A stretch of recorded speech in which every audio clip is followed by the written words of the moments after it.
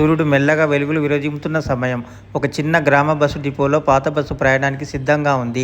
Driver Ravi bus ముందు గాజుగుడ్డతో శుభ్రం చేస్తున్నాడు. కండక్టర్ సురేష్ టికెట్ మిషన్ చూసుకుంటున్నాడు.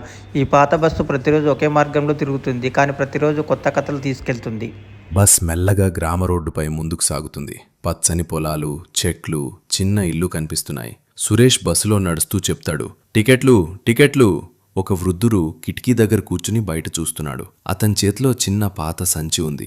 బయట కనిపించే దృశ్యాలు చిత్రంలా మెల్లగా మారుతూ పోతున్నాయి.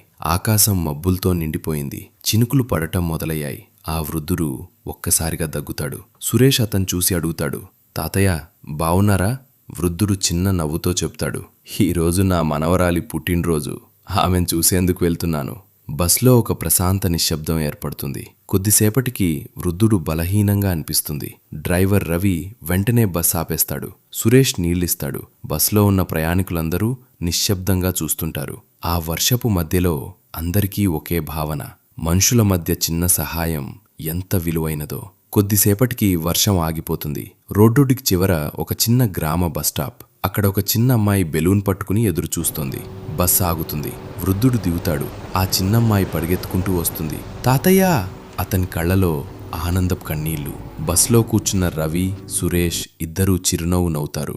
బస్ మళ్లీ ప్రయాణం మొదలు పెడుతుంది. బస్సు కేవలం ప్రయాణికులను మాత్రమే తీసుకెళ్లదు, జ్ఞాపకాలు, భావాలు, చిన్న చిన్న ఆనందాలను కూడా తీసుకెళ్తుంది.